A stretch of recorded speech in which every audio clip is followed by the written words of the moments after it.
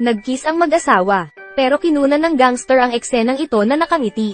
At saka, bilang isang larawan, agad nitong pinigilan ni Dan. Private moment daw ito nila ng asawa. Sana tanggalin nila ito. Diretsyong tumanggi ang gangster. Hoy pare, huwag naman. Nang humingi ng paliwanag, pero humakbang lang. Pinost ito ng gangster sa mga social media platform. Idlit mo iyan, labanan mo ako. Sinabihan ng misis huwag siyang pumatol. Pero tinitigan siya ni Dan at ayaw gumalaw. May matapang na lalaki ba dyan, Dan? Matapang ka bang tao? Nais ni Jessica na maging matapang si Dan. Biglang, ang pag-asang ito ay naging isang luho.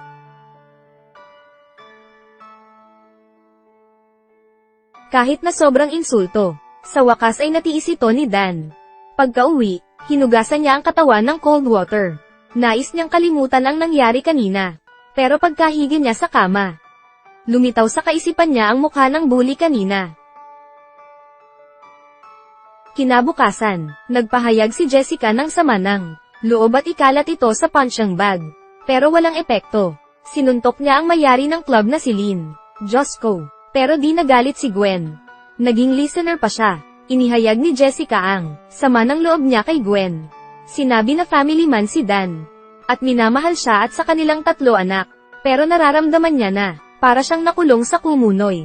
Maliban tuwing Huwebes ng gabi. Ang natitirang oras ay di masaya. Dahil di masyadong man si Dan.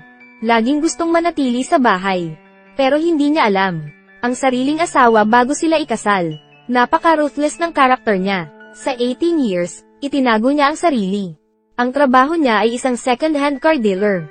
Masasabing isa siyang ama at ina. Nagtatrabaho para sa pamilya. Panasan natin. Balak niyang mag-date sa kanyang asawa. Dahil ito ang 18th anniversary nila. Di inaasahan, nabully siya ng mga gangster.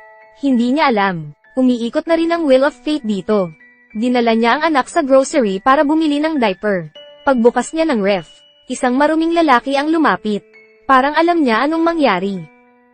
Biglang, walang hiya. Sorry talaga. Talaga.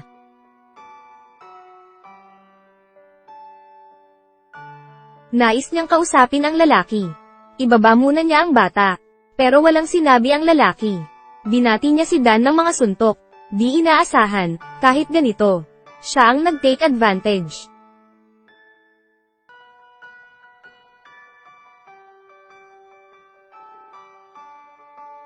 Tiningnan siya ng masama ng isang tita sa tabi. Daniel, sorry po Mrs. O'Femire. Uho, pa, itinapon siya ng killer sa isang sprint. Bumangon siya na galit, naghagis siya ng mga lata sa kanya. Nang lumapit ito, sinipa niya ito, ng maraming beses. Tuluyan na natigilan ang tita. Pero di ito katapusan.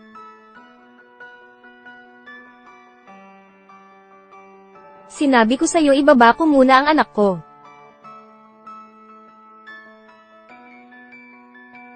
Nawalan ng malay ang killer. Kalmadong dinampot ni Danny ang mga lampin sa lupa. Sa nalilitong tingin ng cashier. Naglakad palabas si Dan. Salamat sa pag-shop sa Fresh. Sa bilis na 200 miles per second.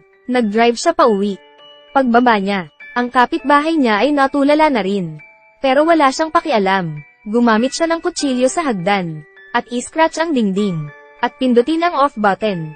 Nagbukas ang whiteboard. Naglabas siya ng isang malaking itim na bag, at may ilang pistol na nakatatak sa loob, at mga passports mula sa ibang bansa.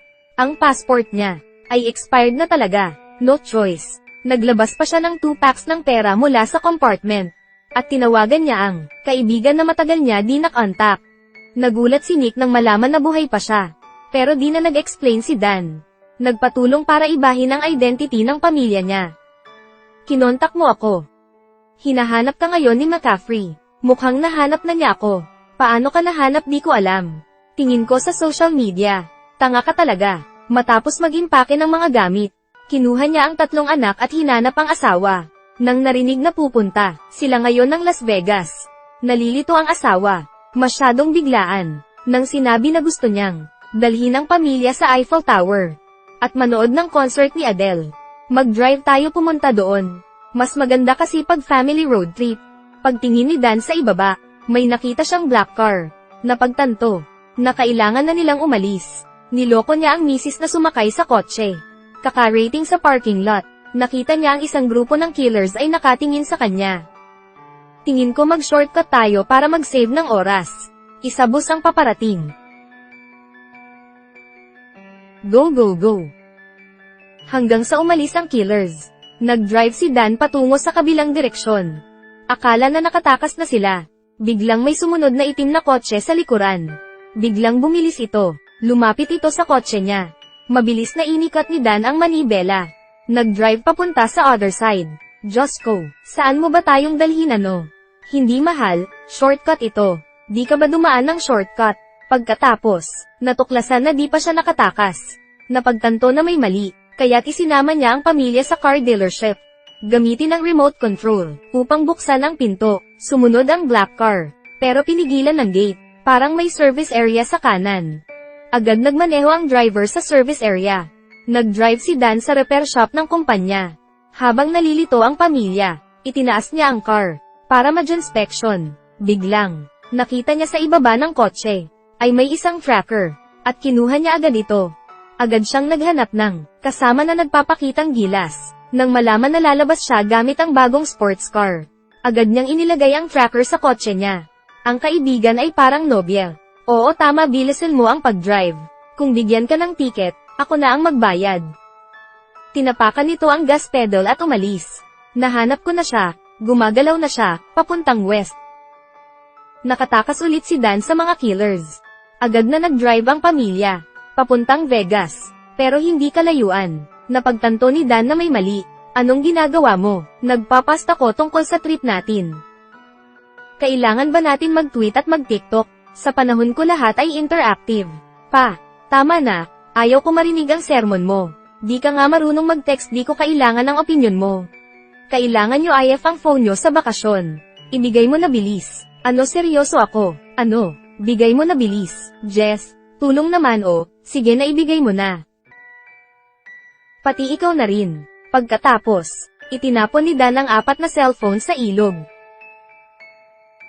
Nagulat ang tatlo sa ginawa ni Dan. Pero sabi ni Dan ginawa niya ito para mas lalo silang maging close. Kahit di nila gusto ang explanation. Pero masaya pa rin sila. Kumanta sila ng rap. At napaka-in-sync pa sila. Something's got a tight hold on me like a harpoon flowing day and night. Will it stop, you? I don't know if I turn off the light and I will glow. At the extreme level, I sing like a destroyer. Pwede wag na kayong kumanta, at buksan ang pinto. Sabay-sabay, si McCaffrey ay lumitaw sa bahay ni Dan. Nang makita ang family photo nila, nagalit ito. Inutusan niya mga hackers. Kailangan talaga na mahanap sila. Sabi ng hacker na natrack niya ang social media ng lahat pero di sila mahanap. Malamang pinatay ang phones nila. Tumingin sa daan, hanapin ang minivan. Opo boss, mahirap para sa kanya mag-change car na di alam ng pamilya ang sikreto. Bakit tingin mo di nila alam dahil kasama nila siya? Sa gabi, nakatulog na ang pamilya ni Dan. At malakas silang humikab doon. Di nagtagal ay naging aktibo siya. Alam na nahanap siya ng tauhan ni McCaffrey. Biglang mga killers na motor ang sumunod sa kanya. Di nagpanik si Dan nang makita sila. Nag-connect siya ng car music sa headphones. At kinuha ang pistol. Install ang silencer. Nang lakas niya ang volume ng headphone. Sumunod ang mga killers. Itinaas ang kamay at nagpaputok ng 2 beses. Nataman sa braso ang isa. Biglang nabangga ito ng kotse. Pumalakpak ang baby nang makita ito. Isang killer ang dumating sa silweta. Nang mag-shoot, hinampes siya ni Dan. Agad itong hinayla pababa ng motor. Hinampes ng killer ang kanyang pistola. Binigay ng baby ang bote sa kanyang ama. Ibinuhos ni Dan ang gatas sa loob ng helmet ng killer. Naabutan siya ng huling killer. Diretso siyang inipit ni Dan. Nawalan agad ng balanse ang killer. Nasugatan. Walang pera kung matalo ka sa demanda. Ano ba ang nangyari? Hey mahal, maliit na hukay lang. Nagmaneho sila sa isang maliit na bayan. Naghanap siya ng family hotel. Kinabukasan umalis sila. Si Nina naman ang magdadrive. Tinanong ni Dan ang anak. Ano ang gusto niyang 18th birthday gift? Hindi nahiya si Nina. Sinabi niya gusto niya ng kotse. Pero di niya alam anong klase. Nag-suggest si Dan ng anong klase ng kotse. Pwede ka mag-search ng model sa homepage. Through car comparison, car selection, at iba pa. Madali lang pumili at bumili ng kotse. Naging maayos naman ang biyahe. Di naman sila nahihirapan. At walang sumunod na killers. Ngayon magkalayo sila. Malapit na ang Las Vegas.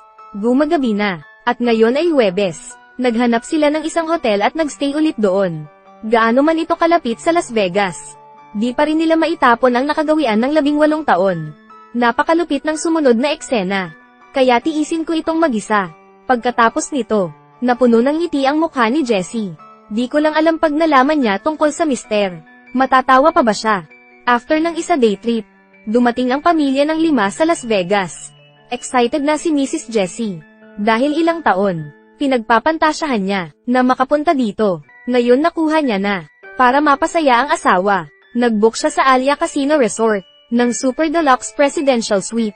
Sobrang saya ni Jessie. Dahil ito ang the best na hotel room ang nakita niya. Wala nang iba. Nung akala niya na maging masaya sila dito. Ang mister ay nasa ibaba nakipagkita kay Nick. After ng ilang simpleng pagbati, inabot ni Nick ang isang sober. Di lang mga 5 passports nila ng pamilya. Pati na rin new identities nila. At plane tickets papuntang Vancouver. Ayaw ni Dan masayang ito. Binigyan siya ng $500,000 sa isang itim na bag. Pagbalik niya, naglagay siya ng kutsilyo sa binti. At pistol sa bewang. Para siguradong walang mali. Ang asawa ay lumapit sa pinto na naka-red dress. Sa ganitong lugar, dapat disente ang pananamit, bago lumabas. Payo ni Danny, dapat alagaan ang baby. At huwag silang umalis sa suite na ito. Di inaasahan. Nung umalis na sila, nagbingi-bingihan silang tatlo sa sinabi ng ama. Pabayaan mo siya, tama. Handa ka na ba? Tara na, lumabas na sila at hinayaan ang sarili. Dumating ang mga magulang nila sa restaurant nag-enjoy ng dinner. Ngunit bago magsimula, nagpasya si Dan na sabihin sa misis ang totoo. Gusto mo ba ng pepper? Ayaw ko po ng pepper. Gusto ko lang makausap ang misis ko. Di ako marunong mag-French. Basta maging sosyal lang kaming magsalita. Mamaya na lang po, nagulat ang misis niya. Marunong ka mag-French. Gaano ka kagaling? Di ko alam, matagal na ako di nagsasalita. Maraming lugar na ako napuntahan. Nahirapan ako magsabi sa iyo. Natakot ako malaman mo. Na baka kung malaman mo ang totoo tungkol sa akin, di mo na ako mamahalin. Ikinalulungkot ko na nasangkot ka. Ngunit sumusumpa ko, hindi ko hahayaang saktan ka ng sino man o ang mga bata. Akala mo na inrindihan ni Jessie? Hindi. Napaka-sexy naman iyan. Bakit napakaganda pag makarinig ka ng French? Ang Pranses ay isang melodic na wika. Ayaw ni Jessie kumain ng candlelight dinner. Gusto niyang pumunta sa suite kasama si Dan. At ipakita ang pagmamahal nila sa isa't isa. Pagkatapos ng dinner, bumalik kaagad sila sa suite. Tulog na ang mga bata. Agad na bumalik si Jessie sa silid na balisa at nag-pose. Nagpatugtog ng musika. Nung tumugtog ang musika, isang laser ang nag-reflect sa mukha ni Dan.